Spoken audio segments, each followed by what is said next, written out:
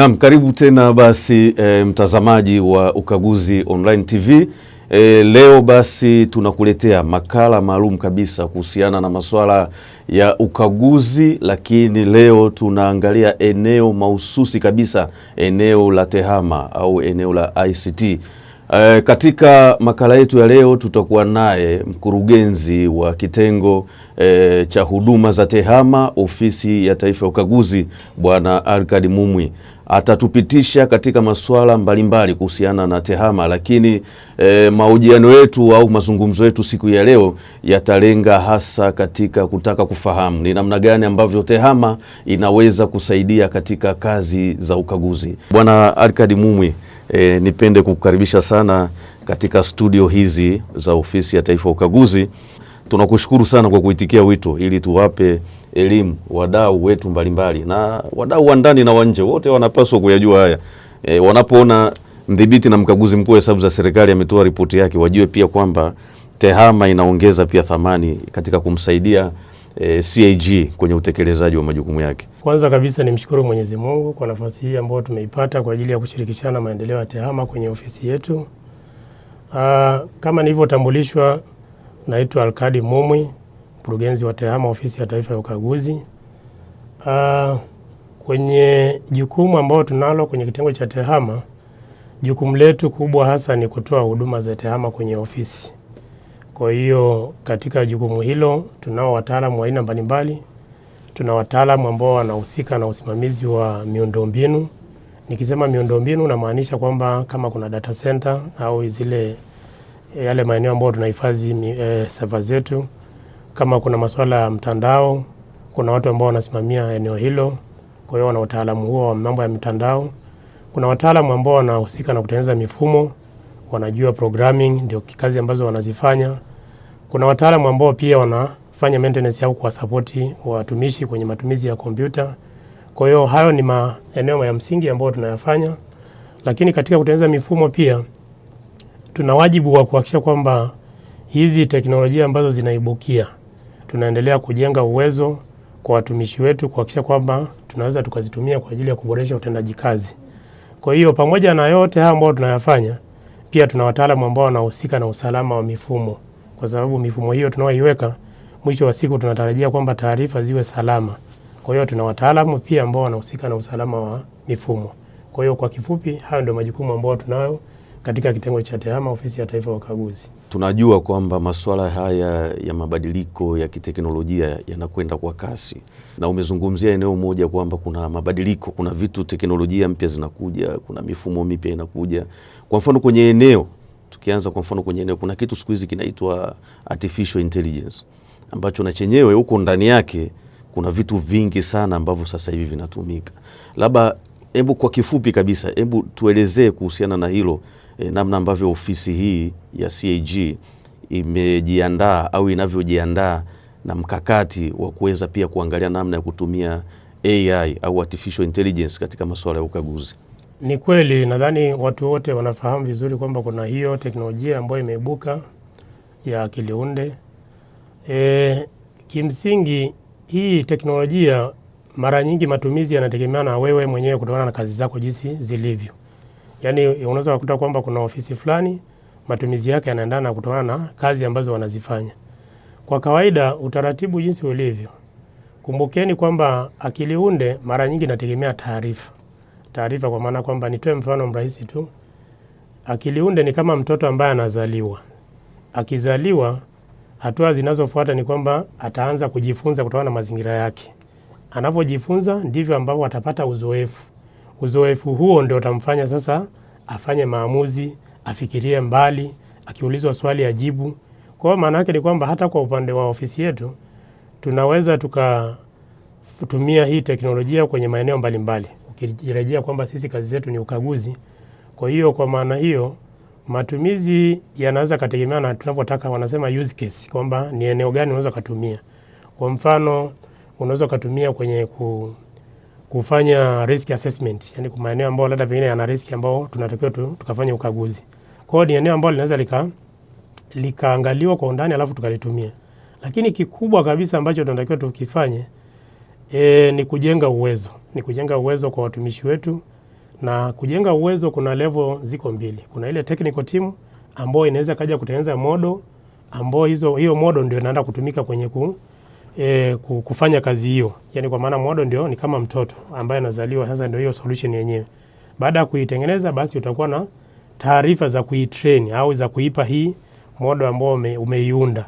Lakini vile vile ukiacha hawa technical team, lazima uwe na watumishi wengine pia wafahamu kwa maana kwamba wao ndio wafanya maamuzi. Kwa mfano wakaguzi, kama wafanya maamuzi lazima wafahamu kwamba kitu gani kinachakatwa, mwisho wa siku wao ndio wanatoa ile decision kuhusiana labda kama ni opinion ya jambo au kama ni kuendelea na hatua ambayo inafuata. Kwa hiyo ni namna ambayo tunaweza tukaanza, kwa maana kwamba kutrain watu wawe na skills za kutosha, kwa sababu sasa hivi kadiri unavyo deploy technology kama ile, lazima uwe na watu wanajua kwamba inafanya nini. Huwezi kudeploy technology tu ikawa kitu kiko kwenye box alafu hujui kwa undani kikoje.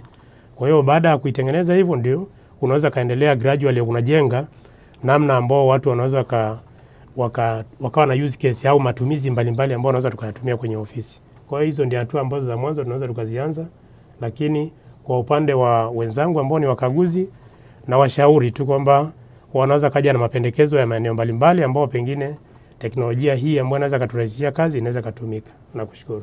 Je, katika hili la kujenga uwezo hususan katika eneo la akili unde au artificial intelligence, je, kuna mafunzo tayari yamekwisha fanyika na yamefanyika na taasisi gani, na ushiriki ulikuwaje, na ni yapi basi matarajio? Nashukuru kwa hilo. Ni kwamba kuna mafunzo kama nilivyosema ya makundi mawili. Kwanza ni ile ambao ni watumiaji wa kawaida, na kama wanavyokumbuka kwenye hiki kitengo chetu cha National Audit Academy, wamekuwa wakiendesha mafunzo ya kwenye mtandao. Huwa tunawashauri na pia huwa wanaendesha mafunzo hayo, kwa maana kwamba hayo ni ya jumla tu, watu kuwa na awareness ya hiyo technology jinsi ilivyo. Lakini kwa upande wa technical team, hivi karibuni tuliendesha mafunzo ambao ilikuwa ni watu wote wa TEHAMA wanaokagua mifumo na wanaosimamia mifumo ya ndani ya taasisi, ambayo aliendeshwa na University of Dar es Salaam Computing Center. Of course walikuja na wataalamu ambao wengine wanatoka nje. Kwa hiyo hayo ni mafunzo ambao tumeyafanya hivi karibuni, lakini huko nyuma pia kuna mafunzo ambao wenzetu ambao wanakagua mifumo wamekuwa wakiyafanya na watu wengine wa nje kwa ajili ya kujengewa uwezo. Lakini ukiacha na hiyo, pia hizi taasisi ambazo sisi ni wanachama kama vile taasisi kuu za kiukaguzi, kwa mfano kama Afrosai, wamekuwa wakitoa miongozo kutuelekeza namna pengine tunaweza tukaenda na vitu hivyo. Intosai wanatoa miongozo na tokeo tuifuate. Alafu ukiacha na hiyo miongozo, pia huwa kunakuwa na hizo working group, yani kwa maana kwamba sisi tunaweza tukawa tunafanya kazi pamoja na taasisi zingine za kiukaguzi kujengeana uwezo au kushirikishana uwezo. Kwa hiyo hizo ni hatua ambazo tunaendelea nazo, lakini kwenye kuwaelimisha watumishi nadhani itakuwa ni jambo endelevu kuhakikisha kwamba watu wanaweza kajengewa uwezo. Ukiachana na hilo, kuna mtumishi mmoja wapo wa kitengo cha TEHAMA yuko Marekani anasomea mambo hayo. Kwa hiyo ni namna ambao tunahakikisha kwamba tunajengea watumishi uwezo ili waweze kuhakikisha kwamba kweli wanaifahamu ile teknoloji vizuri.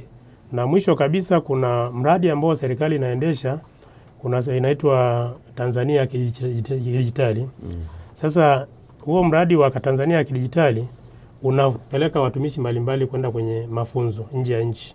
Kwa hiyo na sisi tumeshapata mafunzo kadhaa ambao watumishi wengine walipata nafasi za mafunzo ya hapa ndani na wengine walipelekwa nje. Nadhani mradi ambao utakuwa ni endelevu ili kuhakikisha kwamba tunawajengea watumishi uwezo. Hizo ni hatua ambazo tayari zimeanza, lakini tunachotakiwa kufanya ni kwenda ile holistically. Yaani badala kila mmoja anaenda kivyake hatuna taarifa. Tunatakiwa tuende kwa malengo. Kwamba wewe unapoenda kusoma kitu fulani, ukirudi unaweza kachangia kufanya nini. Hilo ndio jambo ambalo tunatakiwa liweke kwenye mkakati wetu ili kuhakikisha kwamba kila tunayomjengea uwezo, tunamjengea uwezo kwa lengo fulani ili akirudi aweze kuchangia namna ambayo tunaweza tukasonga mbele kwenye matumizi ya teknolojia. Sasa kwa mtazamaji ambaye anatusikiliza sasa hivi, tunamwangalia ule mtazamaji ambaye hana ile elimu ya masuala ya mifumo, elimu ya ukaguzi, anataka kujua unapozungumza ukaguzi wa mifumo ya TEHAMA, hii inamaanisha nini hasa, na unafanyika ni kitu gani hasa ambacho kinakuwa kinafanyika pale mkaguzi anapoenda kukagua mifumo ya TEHAMA? Ukaguzi wa mifumo ya TEHAMA, zamani labda kwa mfano hapakuwa na mifumo, tulikuwa tunaweza tukafanya ukaguzi kwa maana unaenda kuangalia vitabu, lakini kwa sasa hivi wenzetu kwa maana kwamba serikalini shughuli zao wanaziendesha kwa kutumia mifumo. Kwa hiyo kama wanaendesha kwa kutumia mifumo, kwa hiyo ukaguzi wa mfumo wa TEHAMA maana yake ni kwamba unaenda kuangalia kama ule mfumo unafanya kazi kadiri ilivyokuwa inatakiwa kufanya. Yaani kwa maana kwamba kama ni control au udhibiti unaotakiwa kuwepo upo. Yaani mfano tunaweza kusema fulani anatakiwa kupitisha malipo yenye kiwango fulani. Sasa huyu mkaguzi wa mfumo lazima akahakikisha kwamba mfumo huo unaweza ukawa una udhibiti ule ambao unaelekezwa kwenye taratibu upo kama inavyotakiwa. Kwa hiyo kwa maana hiyo ukaguzi wa mfumo wa TEHAMA maana yake ni kwamba unaenda kuhakikisha kwamba mfumo unafanya kazi jinsi inavyotakiwa, lakini wakati huo huo mfumo unasimamia zile, yani unaendesha zile operation za taasisi kama inavyotakiwa, lakini vile vile taarifa ambazo ziko pale zinaweza kutumika kwa ajili ya kufanya maamuzi. Yani tuseme tunaangalia kwamba mfumo unafanya kazi jinsi inavyotakiwa, ili baadaye uweze kuhakikisha kwamba kama unataka kutumia taarifa zilizoko pale basi zinakuwa zinaaminika, kwa sababu taarifa hizo umeona kwamba udhibiti kwenye mfumo ambao umeenda kukagua uko jinsi ambavyo inatakiwa. Na nyongeza na hiyo, mfumo ukaguzi wa mfumo wa TEHAMA pia unaangalia swala la usalama ulioko kwenye ule mfumo. Kwa sababu kumbuka nilivyotoa mfano kwamba zamani ilikuwa makaratasi ndio yenye taarifa, mkaguzi anaenda kuangalia pale. Lakini sasa hivi kama taarifa ziko kwenye mfumo na huu mfumo uko connected labda kwenye mtandao au kwenye network, kwa maana mtu mwingine anaweza ka-access. Kwa hiyo kunakuwa na hatari kwamba mkaguzi wa mfumo wa TEHAMA lazima pia angalie masuala ambayo yanahusiana na usalama wa mtandao. Yaani kwa maana kwamba kuangalia kwamba usalama wa mtandao pamoja na usalama wa mfumo wenyewe, kwamba hamna mtu mwingine ambaye haruhusiwi ambaye anaweza kaingia kwenye mfumo. Niongeza na hiyo, kwenye ukaguzi wa mfumo wa TEHAMA tunatakiwa tuangalie pia kwamba mazingira ambayo mfumo unakaa, yani kwa mfano hizi data center, kwa maana kwamba taarifa zangu ambazo ziko kwenye chumba fulani au eneo fulani usalama ukoje pale, yanasema physical access. Kwa hiyo lazima angalia na hivyo vitu. Kwa hiyo kwa kuconclude hilo, huwa tunasema kuna maeneo makubwa mawili, application control na general control. Kwa maana kwamba general ni vitu taratibu ya usimamizi, masuala ya mifumo jinsi taratibu zinavyoendeshwa pale, mazingira ambayo mifumo ipo. General control ni vitu vya jumla. Lakini application control ni kama vile nilivyosema kwamba mfumo huu unavyotumika, udhibiti unaotakiwa umewekwaje pale. Kwa hiyo vyote hivyo ndio vitu ambavyo vinatakiwa kuangalia. Kwa hiyo kwa kifupi ni vitu ambavyo tunatakiwa tuweze kudhibitisha kwamba usalama na control ambazo zinatakiwa zimewekwa na mfumo unatumika jinsi inavyotakiwa. Na mtazamaji, basi leo studio tuko naye mkurugenzi wa kitengo cha huduma za TEHAMA Bwana Alkadi Mumwi akitupa elimu kuhusiana na masuala mazima ya TEHAMA, lakini mahususi kabisa katika eneo la ukaguzi, namna ambavyo TEHAMA inaongeza thamani katika kazi za ukaguzi unaoendeshwa na mdhibiti na mkaguzi mkuu wa hesabu za serikali. Na mkurugenzi, tukizungumzia kwa mfano dira ya Ofisi ya Taifa ya Ukaguzi inasema kwamba ni kuwa taasisi yenye kuaminika na ya kisasa katika ukaguzi wa umma, inayotoa huduma za ukaguzi za viwango vya juu zinazoimarisha imani kwa umma, public trust. Hili la dira hii inavyozungumza imebeba kitu ambacho ni kizito sana, ambacho kinataka tunasema commitment ya hali ya juu. Kwenye eneo la TEHAMA unazungumzia namna gani ambavyo TEHAMA sasa inaongeza thamani ya kuhakikisha ofisi hii ya CAG inafikia hilo lengo au hiyo dira ambayo ipo?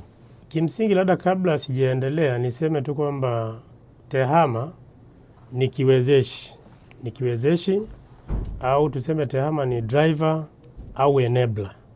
Kwa hiyo kwa maana hiyo tunatarajia kwamba tunapotaka kumodernize ofisi hiyo ya kisasa, eneo ambalo linaweza likachangia kwa kiwango kikubwa ni matumizi ya TEHAMA. Kwa sababu matumizi ya TEHAMA hasa malengo makubwa huwa ni kuimarisha udhibiti, yani maana control, lakini pia inaleta ufanisi kwamba unaweza kufanya kazi kwa urahisi zaidi. Kwa hiyo kwa maana hiyo Kwa kifupi ni kwamba kumodernize ofisi yetu ili iweze kufanya kazi au iwe ya kisasa, hatua ambayo inatakiwa ifanyike ni kwamba ni kutumia TEHAMA. Na kutumia TEHAMA kuna namna nyingi ambayo inaweza kutumika kwenye ofisi yetu. Moja ni kwamba ni ile ambayo nilivyosema kwamba watumishi wanawezeshwa kupatiwa vitendea kazi, na la pili labda kama ni mtandao, mtumishi anaweza kawa na access na mtandao, kwa maana kwamba akiwa kwenye ofisi yake, kwenye ofisi za mikoa pamoja na akiwa field, awezeshwe kwamba anaweza kupata ile access ya mtandao, kwa maana anaweza kufanya kazi.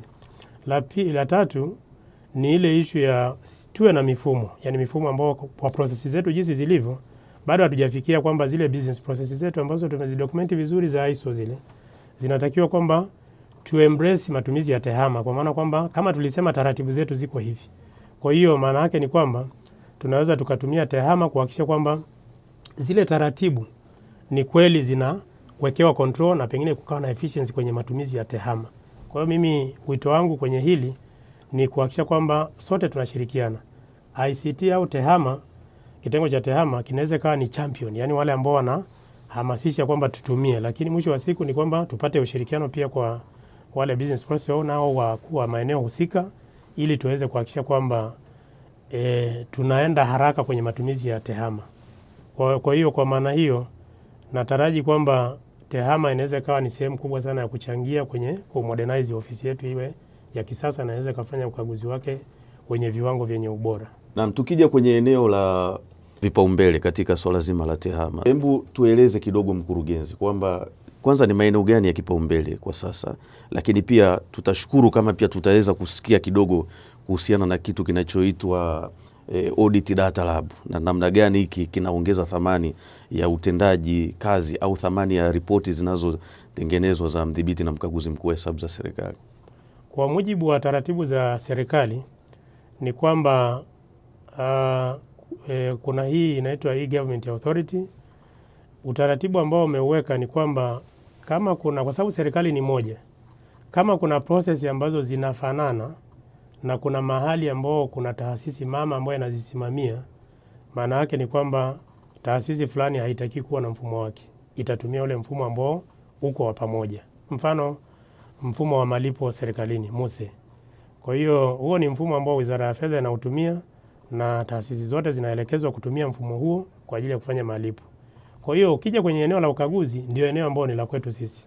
Hilo ndio eneo ambalo ofisi imeweka kipaumbele, kwa maana kwamba sisi ndio tunashughulika nalo kwa ajili ya kuhakikisha kwamba tunaboresha utendaji kazi za kiukaguzi. Sasa katika eneo hilo kumbukeni kwamba kuna kupata taarifa kutoka kwa wakaguliwa. Baada ya kupata zile taarifa kutoka kwa wakaguliwa, tunatakiwa tuzichakate. Tukishazichakata, mwisho wa siku tutaweka nini? Ule ushahidi wa kiukaguzi kwenye mfumo. Kimsingi natakiwa kuwa kwenye mfumo ili kuhakikisha kwamba kesho kutwa tunaweza tukaurejea. Sasa kwenye eneo hilo tulikuwa na mfumo wa TIMET ambao tunaendelea kuutumia. TIMET ni mfumo ambao unatumika kwa ajili ya kupanga kazi. Baada ya kupanga, baadaye wataendelea kuweka ushahidi wa kiukaguzi, kwa maana wakaguzi wanapofanya documentation, na baadaye pata ripoti itatoka kwenye kazi hiyo ambayo imefanyika pale. Kwa hiyo ni mfumo ambao tuliuacquire, lakini tumeucustomize, upo ndani ya ofisi, kwa maana kwamba ndio unatumika na wakaguzi kwenye kazi hiyo. Lakini kwa upande wa wenzetu wa performance audit au ukaguzi wa ufanisi, wenyewe wana mfumo ambao tunauita TCT, ambao ni ulitengenezwa na Afrosai, lakini unaletwa hapa kwa ajili ya kucustomize, tukaanza kuutumia. Sasa ukiacha maeneo hayo ambao ni ya documentation yanayoendelea, sisi tuliona kwamba njia nzuri ni kutengeneza mfumo wa ndani ambao tunaweza tukatumia wataalamu wetu na tukautengeneza ukawa na features au yani function ambazo zinaweza kuwa ni nzuri zaidi. Kwa hiyo kwa sababu tofauti na huu ambao tumeununua. Ukiununua maana yake kwamba kuna kitu unaweza kuwa unataka kukiboresha unavyotaka, lakini huwezi kurekebisha, utaendana na jinsi ambavyo umetengenezwa, kwa sababu unatumiwa na watu wengi. Kwa hiyo kwa upande wa ofisini hapa ndani tulianza na maeneo ambao una mapungufu makubwa zaidi. Eneo ambao lilikuwa na upungufu kama nilivyoeleza ni swala la kupata zile taarifa kutoka kwa wakaguliwa. Kwa hiyo kwa maana hiyo tulianza na utengenezaji wa mfumo ambao tunauita Audit Data Lab System. Huo ndio mfumo ambao tunaendelea nao, na mfumo huo tumeanza na scope ya mifumo michache. Tumeanza na mfumo ambao tumeunganisha pale wa MUSE, mfumo wa ulipaji serikalini, mfumo wa malipo wa GPG, mfumo wa mapato ya serikali za mitaa unaitwa Tausi, mfumo wa mambo ya kiutumishi unaitwa HCMC, na kuna mfumo ambao unatumika na mashirika unaitwa ERMS. Kwa hiyo kama mifumo mitano tulianza nao kama phase 1, lakini tunaendelea kuunganisha mifumo mingine mikubwa ya serikali. Mojawapo ni mfumo wa manunuzi tumeanza kuunganisha sasa hivi, na mifumo mingine ambayo tutaendelea ya mapato hasa TRA. Kwa hiyo lengo hasa ambao tumeanza nalo ni kwamba tunataka kwanza kuvuna zile taarifa. Yaani tunavuna zile taarifa, lakini mwisho wa siku tunataka kuzichakata na baadaye mkaguzi anaweza kadokumenti kwenye mfumo huu ambao nimesema kwamba kwa ajili ya kuweka ushahidi wa kiukaguzi. Kwa hiyo sasa hivi huu mfumo unaweza wanasema kuregenerate ile financial statement au ile hesabu ambayo mkaguzi anaenda kuikagua, maana yake atakuwa na taarifa zake hapa pembeni, na unaweza kachimba, wanasema drill down. Ukachimba mpaka ukaona kale kakifungu kadogo cha chini, ukiacha ile financial statement ambayo ni figa kubwa iko pale.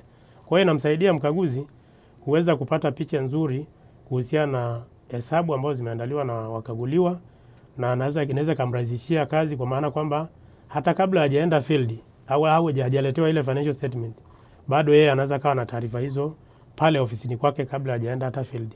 Kwa hiyo hiyo ni hatua ambayo tumeanza nayo, lakini hatua ambayo tutaendelea nayo ni kuboresha, kuhakikisha kwamba mfumo huu kama taarifa umezipata inatakiwa zichakatwe. Kwa hiyo ile data analysis. Kwa hiyo ndio pati ambayo tunaendelea kuitengeneza, lakini mwisho wa siku tutaongeza na kipande cha kudokumenti. Hii ambayo pengine TIMET inafanya, sisi tutaongeza na kipande hicho ili tuwe na mfumo mmoja ambao vitu vyote vinaweza kuwa viko sehemu moja na mrahisishia hata mkaguzi kufanya kazi hiyo. Kwa sasa hivi inaweza kuwa kuna changamoto kwenye hiyo TIMET ambayo inatumika. Kuna baadhi ya vitu vina muinvolve sana mkaguzi. Yaani kwa maana kwamba kuna taarifa ambayo inaweza kawa imevutwa kwenye audit data lab, lakini kumbe kama mfumo ungekuwa huko pamoja pale, tayari baadhi ya working papers zingekuwa zinajazwa automatic kwa sababu taarifa au zile data zimekuja. Kwa mfano kuna working paper nadhani inaitwa lead schedule. Kwa maana kwamba budget ilikuwa kiasi gani, kitu gani kilikuwaje, baadhi ya figa ambazo zinahusiana na data ambazo zinavuta kwenye audit data lab. Kwa badala ya mkaguzi kuzijaza kwenye Excel pale, zingeweza kujazwa moja kwa moja, alafu mkaguzi akaendelea na hatua inayofuata. Kwa hiyo kwa maana hiyo, kama tutafikia hatua ambayo tutadokumenti na process ya kuweka kwenye ushahidi wa kiukaguzi, yani kwa maana documentation, basi itakuwa imerahisisha zaidi ukaguzi, kwa maana baadhi ya working papers zinaweza kuwa ni automatic badala ya kujaza jinsi ambavyo wanajaza kwa sasa hivi. Kwa hiyo hiyo ndio hatua ambayo tunayo kwenye mfumo huo, ni mfumo ambao tunaendelea nao. Naamini kwamba ukikamilika utakuwa umesaidia kurahisisha kazi za ukaguzi. Asante sana. Ofisi hii ya Taifa ya Ukaguzi pia ni taasisi ambayo ni ISO certified na iko katika ile standard ya quality management system. Hebu tueleze mkurugenzi, katika masuala ya tehama haya yanasaidiaje au kuna uhusiano gani? Karibu mkurugenzi. Asante sana kwa swali hili zuri. Kwanza kwenye hatua hii nipende kumpongeza CAG kwa maana kwamba yeye ndio ametuonyesha njia, kwamba mwanzoni tulikuwa tunaiona kama ni kazi ngumu kwamba kuwa certified. Kwa maana kwamba tulikuwa tunaona kama vile yani tunaenda bila kuwa na utaratibu ambao uko vizuri. Kwa kweli nimpongeze CAG kwa hatua hiyo. Alionyesha kwamba inawezekana na tumekuwa tunaendelea kuwa certified na ISO 9001 2015. Kwa hiyo kwa kweli hiyo ni hatua ambayo ni kubwa. Sasa kama tunavyofahamu ISO lengo lake ni kuhakikisha kwamba ule ubora wa utendaji kazi wetu jinsi ulivyo. Lengo ni kwamba tutaendelea kuwa consistent jinsi inavyotakiwa, ili wadau wetu waweze kupata zile ripoti zenye ubora unaotakiwa siku zote. Kwa hiyo hiyo ISO ndio lengo lake la kuhakikisha kwamba shughuli zetu zitaendelea kuwa na ubora siku zote, kwa sababu kuna taratibu ambazo tunazifuata. Haitategemea kiongozi ni nani, haitategemea mtumishi gani ambaye yuko sehemu fulani, lakini kama tutafuata taratibu zote vizuri inavyotakiwa, mwisho wa siku kila wakati sisi tutakuwa tunatoa ripoti zenye ubora ambazo tutawaridhisha hata wadau wetu, kwa sababu tuna utaratibu wetu ambao tunaufuata. Hata ule ubora wa ripoti utaendelea kuwa huko vizuri kadiri inavyotakiwa. Hilo ndio lengo lake hasa kubwa. Sasa ukija kwenye utaratibu huo ambao tumeuweka sasa kwenye maandishi na tunatakiwa tuuzingatie utaratibu huo ambao tunafuata hiyo ISO. Kwa hiyo maana yake ni kwamba tehama inaweza kutumika kwa ajili ya kuhakikisha kwamba zile process au zile taratibu ambazo zinafuatwa zinaweza kawa na mifumo ili kuhakikisha kwamba kile kitu sio kwamba kinategemea na mtu fulani afanye, bali lake ni kwamba mfumo ndio una guide. Kama nilivyosema kwamba mfumo uzuri wake unaongeza control. Yaani kwa mfano unaweza kusema huu utakuwa ni utaratibu ambao unatakiwa tuufuate. Nitoe mfano labda kitengo cha risk. Huwa kuna utaratibu ambao tunatengeneza ile risk register. Kwamba vihatarishi gani ambao vinaweza kawa vinatakiwa vishughulikiwe visiye kahatarisha kwamba tukashindwa kufanikisha kazi ya ofisi. Lakini mwisho wa siku ile tunaweza tukazitaja zile riski, baadaye tukatengeneza kitabu tukakiweka pale. Lakini hivi karibuni tumewatengenezea mfumo ambao mfumo huo unaweza yani unatumika kuidentify zile riski, process inaenda mpaka zinakuwa approved. Baada ya hapo watatengeneza plan namna ambao watamitigate zile riski. Kwa hiyo TEHAMA inaenda kutumika kuhakikisha kwamba zile process ambazo tunaweza tukawa na mfumo tukaweka control, tukaleta efficiency namna ya kushughulikia hivyo vitu au process zinazofanya kazi. Kwa hiyo itakuwa inaongeza value zaidi.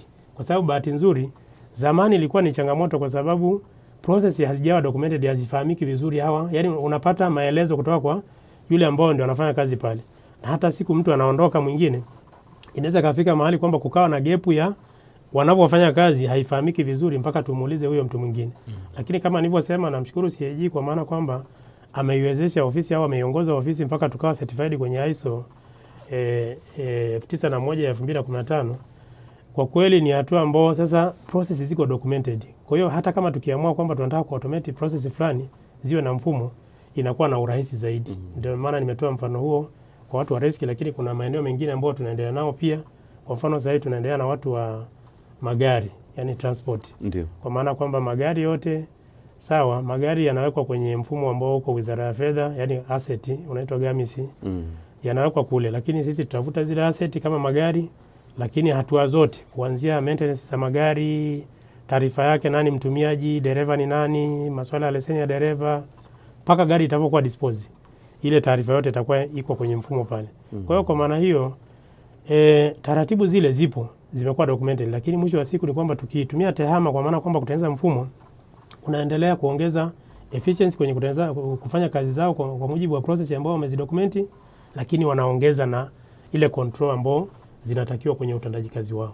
Kwa hiyo hizo ndio namna ambao pengine ISO ambao tumekuwa certified tunaweza tukalink up na tukaunganisha na TEHAMA ili tuweze kuboresha zaidi utendaji kazi wetu. Kwa kawaida business ndio inatakiwa kufanyaje kudrive teknolojia inayotakiwa kutumika.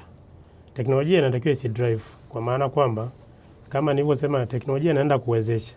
Kwa hiyo kadiri ambavyo mabadiliko yanatokea kwenye masuala ya viwango vya ukaguzi na TEHAMA naye inatakiwa kuhakikisha kwamba mifumo inaenda sambamba na taratibu zile ambazo zimebadilika. Kwa mfano kwenye hizi manyo za kiukaguzi mara nyingi huwa zinabadilika, na wenzetu wa Afrosai huwa wana mabadiliko yanapotokea, kitengo chetu cha TSSU pale wanaratibu yanapotokea, pengine manyo zimebadilika, ndivyo ambavyo hata masuala ya TIMET kwenye mfumo tunakuja kubadilisha namna inavyotakiwa kufanya kazi. Kwa hiyo kimsingi ni kwamba kadiri ambao mabadiliko yanatokea ndivyo ambavyo teknolojia nayo inatakiwa ibadilike. Hiyo ni teknolojia ambayo inahusiana na masuala ya kiukaguzi. Lakini ukiacha hilo, kuna viwango pia vya kimataifa ambao vinahusiana na labda usalama wa mifumo. Sasa kwa upande wa serikali kuna standard ambazo ziko za kimataifa. Kwa mfano kuna ISO 27001 ambayo inahusiana na masuala ya kiusalama wa mitandao au mifumo.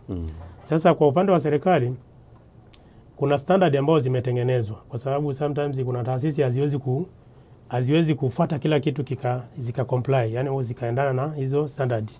Kwa hiyo sisi tunachotakiwa kufanya ni kuhakikisha kwamba masuala yote ya kiusalama ambayo yamewekwa kwenye viwango hivyo vya serikali tunatakiwa tuvizingatie ili kuhakikisha kwamba usalama wa mifumo yetu unaendana na jinsi ambavyo serikali inaendelea kuimarisha mifumo yake. Kwa mfano hata mfumo ambao nimeutoa mfano wa Audit Data Lab. Kwenye usalama wa mifumo tumezingatia usalama kwa maana kwamba hizo sheria ambazo zimewekwa na serikali kwa maana e-government, lakini wakati huo tunaita wataalamu ambao ndio tunavuta taarifa zao, wanakuja kushirikiana pamoja na sisi wote kuhakikisha kwamba usalama wa taarifa hizo zimekaa sawa sawa. Kwa hiyo kimsingi ni kwamba ni kama kuna maeneo mawili. Kuna yale mambo ambao wataalamu wa TEHAMA wanatakiwa wazingatie, hasa yanayohusiana na masuala ya usalama, lakini kuna mambo ambayo yanahusiana na taratibu za kiukaguzi. Zile taarifa zinapokuja, kama kuna namna ambayo tunaweza tukaboresha mfumo tukaimarisha zaidi, basi ni eneo ambalo linatakiwa sasa sisi tuzingatie kuboresha mifumo yetu kuendana na mabadiliko ambayo yametokea viwango vya kiukaguzi. Hivyo ndio vitu ambavyo tunavifanya. Ndio maana nimesema wenzetu wa TSSU huwa mara nyingi wanatuambia kwamba labda pengine kuna maboresho ambayo yanatakiwa kufanywa kuhakikisha kwamba mfumo wetu unaendana na viwango vya kimataifa vya kiukaguzi. Nakushukuru. Asante sana. Na mtazamaji, kama basi tulivyosema pale awali, tunaye studio siku ya leo mkurugenzi wa kitengo cha huduma za TEHAMA ambaye anatueleza masuala mbalimbali ya ujumla kuhusiana na TEHAMA, lakini pia anazungumzia na namna ambavyo TEHAMA inavyoweza kusaidia katika kazi za ukaguzi. Na tukiendelea mbele zaidi, mkurugenzi, kuna hiki kitu kinaitwa cyber security ambapo ulimwenguni kipo na kwenye taasisi nyingi kipo, lakini Ofisi ya Taifa ya Ukaguzi inao wataalamu ambao pia wanakagua kuhakikisha kwamba masuala ya cyber yanaangaliwa vizuri. Takumbuka kwamba kuna wakati fulani kuna mkaguzi mmoja fikiri Bwana Kahere alipata nafasi ya pili kidunia katika mitihani ile ya kimataifa. Hebu tueleze kidogo kwanza, tupate elimu tu ya jumla kwenye swala la cyber security. Labda kwenye uelewa tu wa kawaida ni kwamba tukichukulia kwamba tukiwa kwenye chumba hiki, usalama wa vitu ambavyo viko kwenye chumba hiki kinategemea na jinsi ambao tumefunga milango na maeneo yote ambayo yanazunguka eneo hili. Lakini ukiangalia kwenye taarifa sasa hivi jinsi zilivyo, taarifa zinakuwa kama vile ziko kwenye space, ziko kwenye cyber space, yani maana yake ziko somewhere huko. Kwa hiyo kwa maana hiyo zikiwa kwenye space, maana yake ni kwamba panatakiwa kuwa na usalama. Yani kumbuka hamna mtu yuko pale, lakini taarifa zako ndio unapobadilishana taarifa, unapo access taarifa kwa watumishi wako ziko kwenye eneo hilo. Kwa hiyo kwa maana hiyo kama taarifa ziko huko, haziko tu physically kama hivi nilivyotoa mfano wa chumba, maana yake ni kwamba tunatakiwa tuzilinde. Kwa hiyo kuzilinda kwake ndio hiyo kwamba kuna namna mbalimbali za kuzilinda au kuna hatua za kuzilinda. Hatua za kuzilinda zipo katika ngazi mbalimbali. Hatua ya kwanza inaanza na ya mtumiaji wa taarifa. Kwa mfano kama sisi tunaweza tukasema labda users au wakaguzi. Kwa maana kwamba anapokuwa na kompyuta yake huwa tunasema kwamba user ndio weak point. Yani kwa maana kwamba yeye inawezekana kwamba akawa labda pengine anatumiwa kitu cha kudanganywa, alafu akagonga pale, alipogonga pale kwa mtu huyu ambaye mdanganya, akamwambia weka password, mwisho wa siku itafika mahali kwamba ile username na password ambazo alikuwa nazo yeye, sasa yule mtu ndio ana access. Kwa hiyo taarifa alizokuwa na access yeye kwenye mifumo yetu ya ofisi, yule mtu ambao ni mhalifu anaweza kaanza kuiaccess. Kwa hiyo ni hatua moja hapo ambao tunasema kwamba tunatakiwa tuanze na huyu mtu ambaye ni mtumiaji ili awe salama. Yani kwa maana kwamba usalama ukianzia kwa huyu mtu ambaye yuko pale, inatusaidia zaidi kuhakikisha kwamba na mifumo mingine inaweza kuwa iko salama. Hatua ya pili ni swala sisi wenyewe kuwa na tunasema gateway, yani kwa maana kwamba tunapoenda kwenye internet kutokea kwenye ofisi yetu hapa, lazima kuhakikisha kwamba lile eneo tunalotoka kwenda kwenye internet, ile ambayo cyber sasa nilivyoisema, ile eneo la uwazi, ndio tunatakiwa kuwa na gateway ambazo tunalinda. Ndio maana tunaweka vitu vinaita firewall. Firewall maana yake ni kama vile unazuia watu wengine kuingia kwenye network yetu au kuingia kwenye mazingira yetu kuja kuaccess taarifa ambazo ziko kwenye maeneo yetu. Kwa hiyo kwa maana hiyo hili ni eneo ambalo ni muhimu, kama nilivyosema kwamba sasa hivi taarifa haziko kwenye vitabu ambao unaweza tukavilinda kutokana na eneo ambao tumevihifadhi. Badala yake taarifa ziko kwenye mifumo ambao tunatakiwa tuhakikishe kwamba tunaweka control kuanzia kwa user pamoja na zile gateway ambao pengine labda natakiwa mtu wa access internet au aende kwenye internet au namna ambao unawezesha watumishi wako ku access mifumo ya ofisi wakiwa nje ya ofisi.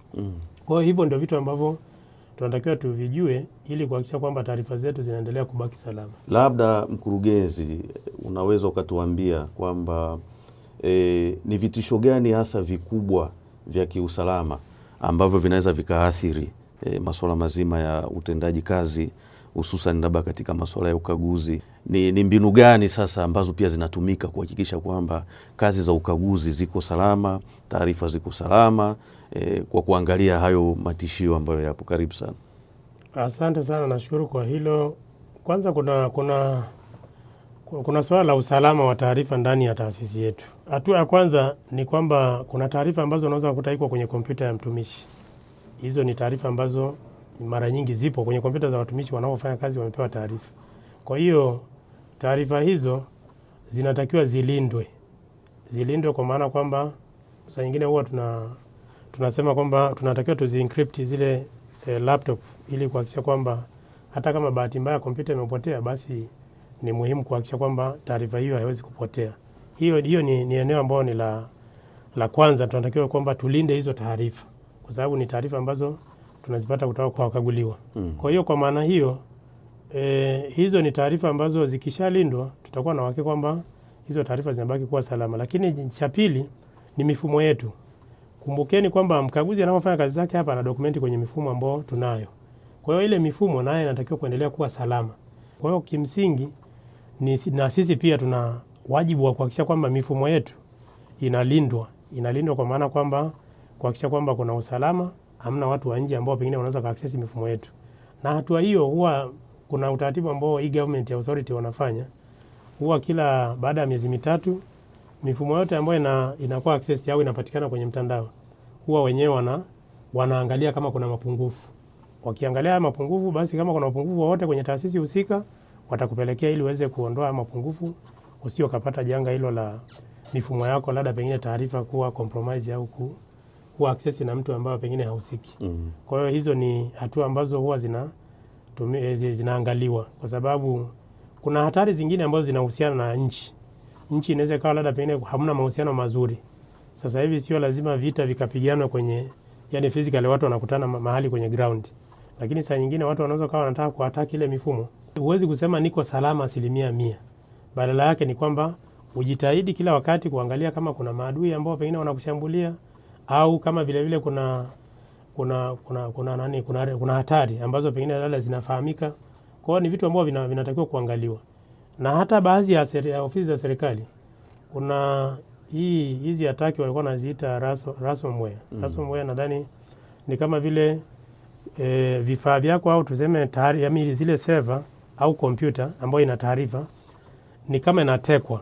Yaani kishatekwa maana yake mtu anazifungia zile taarifa alafu anakuambia nitumie pesa ili niweze kukufungulia uweze kuziaccess zile taarifa. Kwa hiyo sasa kama wewe huna alternative, yani huna backup au kama labda pengine hujaprotect mifumo yako vizuri kwamba madhara haya yakakupata, maana yake una hatari ya kupoteza taarifa ambazo ulikuwa nazo. Kwa hiyo kuna namna nyingi ambayo inaweza katokea, lakini ndio maana tunasema kwamba swala la usalama kwenye mfumo ni jambo ambalo ni kama vile unavyosema maji kwenye mwili, yani kwamba ni sehemu yako kila siku. Kwa maana kwamba kuanzia kwa mtumiaji, kwa sababu cyber security sio swala la mtu wa TEHAMA peke yake, bali yake ni jukumu la kila mmoja kuhakikisha kwamba kwenye nafasi yake ana play part ambayo inatakiwa. Kuanzia labda mtumiaji, mtu wa TEHAMA kwenye eneo lake, na pengine kwenye level ya nchi pia nao wanaangalia kwenye vitu ambavyo wanatakiwa kuviangalia. Tukija kwenye jambo lingine, ofisi hii ya CAG hivi karibuni imeanzisha kituo cha mafunzo inayofahamika kama National Audit Academy, na siku za karibuni pia kumesainiwa mkataba kwa ajili ya kuweza kuanzishwa kwa ujenzi rasmi wa National Audit Academy. Kitengo chako hapo kimeyafanya yapi katika kushirikiana na National Audit Academy, lakini kinajipangaje sasa kuhakikisha kwamba National Audit Academy pia itakuja kuwa na mifumo mizuri ya kuwezesha mafunzo ya ukaguzi na mafunzo mengineyo yaweze kufanyika kwa tija na ufanisi? Karibu. Asante, nashukuru kwa swali hilo. Kwa kawaida kama nilivyosema kwamba TEHAMA ni kiwezeshi, huwa natamani kwamba yani kushirikishwa. Mimi saa nyingine huwa nikikaa hata kwa mfano vikao vya viongozi, huwa nikiangalia naona kabisa kwamba kitu fulani mtu anavyoongelea huyu anahitaji mfumo. Kwa hiyo kwa maana hiyo kitengo cha TEHAMA kwa kawaida huwa nikiwezeshi, kwa maana kwamba kwenye eneo ambao pengine labda mtu anafanya kitu fulani, sio kila kitu ni mfumo. Of course kuna maeneo ambayo unaweza kusema kwamba kuna control fulani zinatosha, lakini Ukirejea kwenye swali ambao unauliza kuhusiana na National Audit Academy, kuna mambo mbalimbali ambao tunashirikiana nao kwa scope ambao wanaenda kutekeleza. Kwa hatua ambao wameanza, wanatarajia kuwa na mfumo wa e-learning, na watumishi wa TEHAMA pamoja na mratibu wa hii National Audit Academy Dr. Frenki wamekuwa wakishirikiana. Wameenda kwenye baadhi ya maeneo, chuo cha uhasibu Arusha, wameenda TLS, wanasheria, nadhani kuna chuo cha uongozi kwa Dar es Salaam, kwa maana kuangalia wenzetu ambao wana mifumo ya e-learning, waangalia namna gani ambao na sisi pengine tunaweza tukatengeneza mfumo wetu. Kwa hiyo kutokana na mafunzo haya ambao wameyafanya, mwisho wa siku tunatarajia kuwa na mfumo ambao utakuwa unatumika kwa ajili ya kuendesha mafunzo. Yaani kwa maana kwamba kuweka kumbukumbu za mafunzo, uratibu kuhusiana na washiriki wenye mafunzo. Kwa hiyo ni hatua ambayo tumeifanya. Lakini ukiacha kwenye swala la kuwa na mfumo, pia kuna zile facility, yani facility za kuendeshea mafunzo. Kwa hiyo kuna vitu ambao pengine vimetajwa pale kuhusiana na kumbi ambao zitatumika kwa ajili ya kuendeshea mafunzo. Kwa hiyo ni jambo ambao tunatoa maoni kwa ajili ya kuhakikisha kwamba tunakuwa na vifaa vya kisasa, kuhakikisha kwamba washiriki wanaweza kushiriki mafunzo aidha wakiwa kwenye chuo pale, lakini pengine pamoja na wakiwa mbali wanaweza kushiriki kwenye mafunzo. Kwa hiyo hivyo ni vitu ambavyo tunaendelea kushirikiana na mratibu au waratibu wa National Audit Academy kuhakikisha kwamba kweli chuo kinakuwa cha kisasa, kwa sababu washiriki wa mafunzo wanaweza kuwa ni washiriki wa kutoka hata maeneo mengine. Kwa hiyo sio lazima wafike pale chuoni. Kwa hiyo ni utaratibu ambao ni endelevu, tunaendelea kushirikiana nao kuhakikisha kwamba kweli tunatengeneza vitu ambavyo vinakuwa vya kisasa. Katika siku za karibuni ofisi iliajiri watumishi wapya.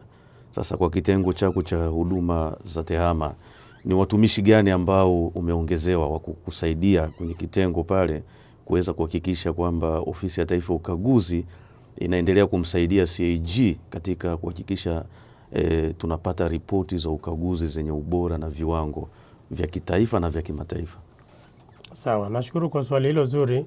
Labda pengine niseme tu kwamba masuala ya TEHAMA kwa kweli eneo ambalo ni kubwa tunatakiwa tuliangalia kwamba ili tutumie TEHAMA vizuri, tunatakiwa kujenga uwezo kwa wale watumishi ambao wanafanya hizo kazi.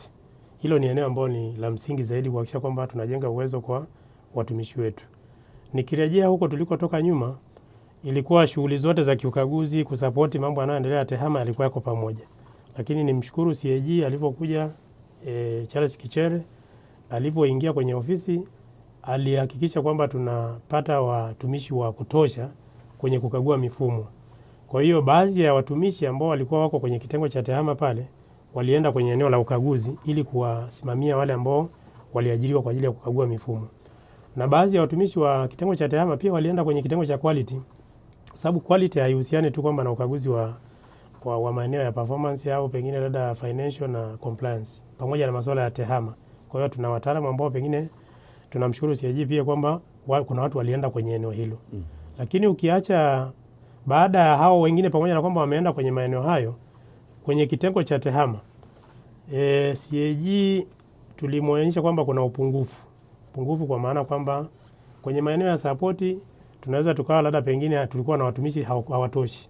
Nakumbuka kwamba kinachotakiwa ni muendelezo wa huduma unatakiwa, yani unaendelea kama inavyotakiwa, hata kama kuna mtumishi fulani labda hayupo, lakini kuna mwingine anaweza kaendelea. Kwa hiyo kilichotokea ni kwamba CAG alitusaidia tukaongeza watumishi kwenye maeneo mbalimbali, especially kwenye eneo la kusimamia miundombinu. Kuna watumishi ambao waliongezeka. Tulikuwa na changamoto kwa watumishi ambao wanahusiana na masuala ya security. Kuna mtumishi aliajiriwa kwa ajili ya masuala ya security ambao ndio huwa anaangalia zile vanabiti au mapungufu ambayo yapo, anashauri ili tuweze kurekebisha mapungufu ambayo yako pale. Lakini ukiacha hilo, eneo kubwa ambao watumishi waliongezeka 7 ilikuwa ni eneo la, of course sasa wamekuwa 8 kwa sababu kuna mtumishi ameongezeka mmoja hivi karibuni. Ni eneo la kutengeneza mifumo.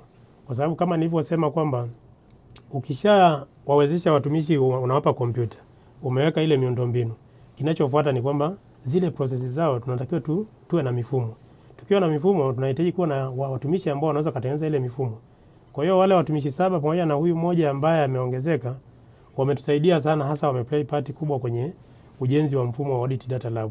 Kwa hiyo kimsingi ni kwamba ni swala ambalo litakuwa endelevu, lakini at least tumefika mahali kwamba tuna watumishi ambao wanaweza kusapoti vitu ambavyo vinaendelea, lakini kuna wale ambao wanaweza kutengeneza vitu ambavyo vinakuja. Na labda pengine hapo tunaendelea pia kufuatilia kama nilivyosema kwenye matumizi ya hizi teknolojia zinazoibukia. Unajua, kwa watumishi ambao wako ndani, sometimes inaweza kukuta kwamba ni ngumu kuwafundisha wakaadapti zile teknolojia ambazo zinaibukia, kwa sababu yule ambaye ametoka chuoni anaweza kawa ni rahisi ameisoma kule, anaweza ka teaming hapo na wale ambao wa ndani. Kwa hiyo nataraji kwamba CAG kwa sababu anaajiri sasa hivi anajitahidi kuajiri watumishi ambao wana wakada mbalimbali. Kwa hiyo tunataraji kwamba tunaweza tukapata watumishi ambao wamebobea kwenye hizo teknolojia ambazo zinaibukia, wakatiming hapo, wakashirikiana na watumishi ambao wapo. Baada ya kushirikiana, basi tunaweza tukatumia zile teknolojia kwa urahisi zaidi. Kwa hiyo hilo ni eneo ambalo pengine labda tunaendelea kuliboresha, lakini kwa hatua ambayo CAG ameshatupatia watumishi, kwa kweli tunashukuru, ndio maana tuna matokeo ya kazi ambazo tumezifanya. Tukiwa tunaelekea mwisho, mkurugenzi, mambo mawili tunaomba utupatie tu kidogo maelezo. La kwanza, yuko mtazamaji ambaye anatuangalia sahihi, labda wakati mwingine yuko chuo au yuko kwenye shughuli zake, anapenda kuwa mkaguzi mbobevu katika masuala ya mifumo au masuala ya tehama.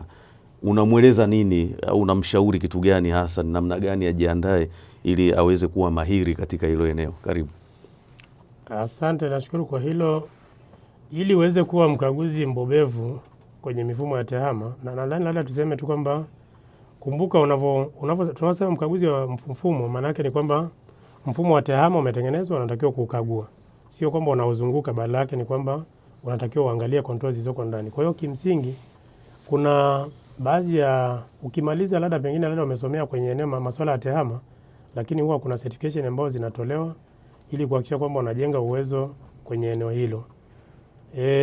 Kuna hii wanaita Certified Information System Audit, ni moja ya eneo ambao ukiwa certified maana yake baadaye utaendelea tu kuna kujiupdate kwenye industry, lakini labda kuna vitu gani ambavyo vimejitokeza ili uendelee kuimarika kuwa na hizo skills ambazo zinatakiwa.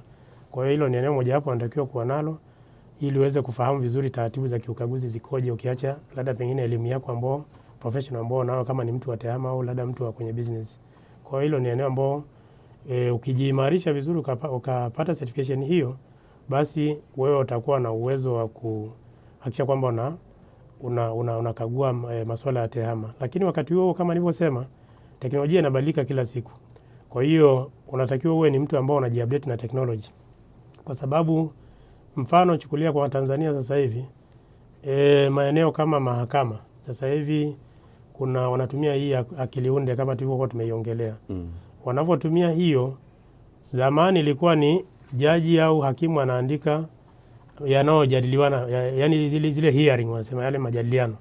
Lakini sasa hivi ni kwamba ni kama kompyuta ile recording inafanyika automatic. Mwisho wa siku ni kwamba mpaka itaenda hatua zote mpaka draft ya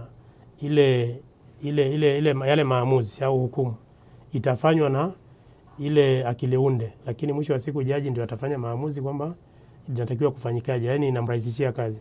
Sasa kama wewe ni mkaguzi wa mfumo alafu endelea umetumwa kukagua maeneo kama yale, unatakiwa kuendelea kujiimarisha ili usije kafika mahali kwamba ukawa obsolete, yani kwamba hufiti na mabadiliko ya teknolojia. Kwa hiyo kimsingi ni kwamba pamoja na certification ambayo unaweza kuipata, lakini kikubwa unatakiwa kuendelea kujiupdate au kujiimarisha kwenye uelewa wa teknolojia kadiri inavyobadilika ili uweze kuendelea kuwa wa maana zaidi kwenye kazi ya ukaguzi.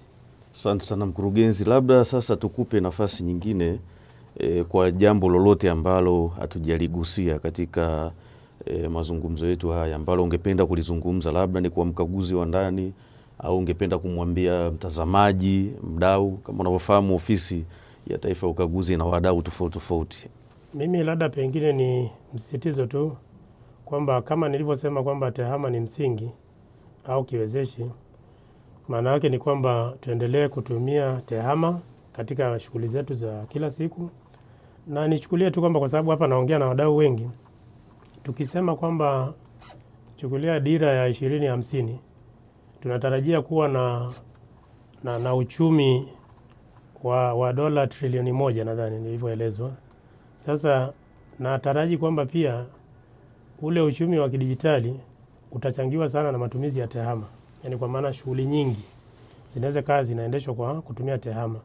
Kwa hiyo kwa maana hiyo, kwa upande wa ukaguzi ni kweli kwamba serikali imejitahidi kwa maana kwamba inaweka mifumo kwa ajili ya kurahisisha utendaji kazi, inaboresha mifumo yake, lakini kikubwa ambacho kinatakiwa tukiangalie ni kwamba serikali tuifikirie kama kitu kimoja. Kama ni kitu kimoja, basi ijitahidi tu kuhakikisha kwamba inatengeneza mifumo ambayo inasomana, kwa sababu ni kitu kimoja hicho, ili kuhakikisha kwamba unakuwa na consistency ya taarifa. Tunaposema kwamba tunatakiwa tuweke uwazi, kwa sababu mifumo hasa inasaidia kuweka ule uwazi na accountability, lakini pamoja na hilo, kama nilivyogusia mwanzoni, mifumo pia inatakiwa kusomana. Lakini wakati huo tunapozalisha taarifa nyingi, tunatakiwa tuwe na kitu kinaitwa data governance, yani kwa maana kwamba usimamizi wa taarifa, kwa sababu taarifa zetu zinaweza zikatumika maeneo mbalimbali. Kwa mfano, kuna changamoto ambayo huwa naiona mara nyingi ni hii data leakage, au yani kwa maana kwamba kudisclose taarifa kwenye maeneo ambayo hahusiki. Kwa mfano, watu wengi wamekuwa wakitumia hii ChatGPT. Maana yake ni kwamba kuna hatari pale kwamba hasa kwenye upande wa serikali unaweza kukuta kwamba kuna taarifa ambayo ni nyeti, lakini unaweza kukuta kwamba mtu anatafuta kitu fulani anazipeleka kule. Na kama nilivyoanza kuelezea, akili unde ni kama mtoto au mtu anazaliwa alafu anaanza kuelezwa au anajifunza vitu. Kwa hiyo maana yake ni kwamba kadiri unavyozipeleka kule ndivyo ambao una disclose taarifa pengine za serikali kwenye maeneo ambao hujui nani ambaye atakuwa na access na hivyo vitu. Kwa sababu kumbuka, hiyo akili unde ni kwamba na yenyewe itampa taarifa mtu mwingine akiuliza kitu hicho, kwa sababu wewe ulishaipa hiyo taarifa. Kwa hiyo najaribu kuangalia tu kwamba data governance inaweza kuhakikisha kwamba taarifa zetu zinakuwa zinalindwa, pamoja na kunakuwa na miongozo ambayo inahusiana matumizi haya ya teknolojia, ili kuhakikisha kwamba taarifa za serikali haziwezi kuwa disclose au kupatikana kwa watu ambao pengine hawahusiki. Kwa hiyo nadhani hilo ndio eneo ambalo linatakiwa liangaliwe, lakini wakati huo kuna sheria ambazo zimeundwa. Kuna hii sheria ya wanaita nini, Personal Data Protection, sheria PDP. Yes. Kwa hiyo ni sheria ambayo imeundwa, tunatakiwa tuizingatie kuhakikisha kwamba sisi ambao pengine tunapopeleka taarifa mahali, sisi wenyewe kama mtu moja tuhakikishe kwamba tunapotoa taarifa tunatoa taarifa kwa nani, na huyo mtu pengine labda atazitumia kwa ajili ya matumizi gani. Kwa hiyo nadhani ni kila mmoja tu anatakiwa kuangalia kwamba yote haya tunazingatia, ili kuhakikisha kwamba taarifa zetu zikawa ziko disclose kwa mtu mwingine ambaye hahusiki. Na ndio maana nimesema kwamba ni jambo jema kuhakikisha kwamba tunaweka mifumo au tunatumia teknolojia kwa ajili ya kurahisisha kazi, kuweka control na pengine kuweka uwazi kwenye utendaji kazi, na pengine mwisho wa siku inasaidia kujenga uchumi wa kidijitali kama nilivyosema. Lakini jambo la pili ndio hilo, kuangalia kwamba tunahakikisha kwamba taarifa zetu zinakuwa ziko salama au zinatolewa kwenye sehemu ambayo inahusika. Si kama labda pengine unatoa taarifa, kwa mfano umeenda kwenye mtandao, kila kitu unasajili, huwezi kujua kwamba huyo mtu atatumia kwenye matumizi gani. Kwa hiyo ni jambo ambalo tunatakiwa tuliangalie, na hii ni pamoja na swala la kuweka taarifa zetu kwenye mitandao ya kijamii. Hiyo ni hatari, kwa maana kwamba sio kila kitu cha kuweka kule. Unaweka zile taarifa ambazo pengine labda unafikiri kwamba hizi ni relevant za kushare na public, lakini sio kila kitu nakiweka kule. Kwa hiyo haya ni maangalizo ambayo pengine nayaweka kwa mtazamaji aweze kuona kwamba ni vitu vya kuzingatia, lakini pamoja na hayo mengine ambayo nimesema ya serikali, ikiyaboresha inaweza kusaidia kuhakikisha kwamba mifumo inatumika kwa utaratibu ambao unafaa. Nakushukuru. Nakushukuru sana mkurugenzi, hasa pale ambako umezungumzia ChatGPT.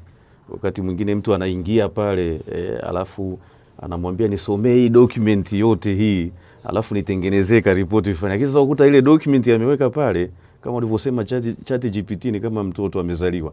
Sasa ukishaiweka ile document, maana yake ni kwamba wanaipeleka kwenye server yao. Kesho na kesho kutwa inatumika kwa ajili ya reference. Kwa hiyo ni angalizo ambalo uzuri umetupatia mkurugenzi, na ni elimu ambayo kwa kweli wengi tunapaswa kuwa nayo, kwamba hata ChatGPT pia sio salama, lakini unatakiwa itumie kwa kuangalia pia usensitivity wa taarifa za taasisi. Tunakushukuru sana mkurugenzi, asante sana kwa nafasi yako na hasa kwa kutupa elimu, na wakati mwingine pia tunaendelea kukukaribisha, na tutatafuta pia maeneo mahususi ambayo tutakukaribisha studio uweze kumpa mtazamaji elimu, wakaguzi, wakaguliwa wote tufahamu vizuri sana haya masuala ya TEHAMA. Tunakushukuru sana, na wakati mwingine pia tunakukaribisha sana katika studio hizi za Ofisi ya Taifa ya Ukaguzi. Asante sana. Nashukuru, asante sana.